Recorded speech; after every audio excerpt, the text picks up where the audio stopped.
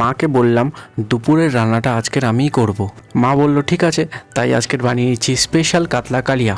মাছগুলি নুন, হলুদ, কাশ্মীরি লঙ্কা দিয়ে মেখে 15 মিনিট রেখে দেবো। 15 মিনিট পর প্যানে সর্ষের তেল দিয়ে মাছগুলো শ্যালো ফ্রাই করে নেব লো ফ্লেমে।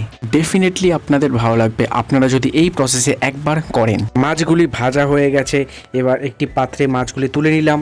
ওই তেলে পেঁয়াজ কুচি, লঙ্কা কুচি দিয়ে ভালো করে গোল্ডেন ব্রাউন হওয়া পর্যন্ত ফ্রাই করে নেব।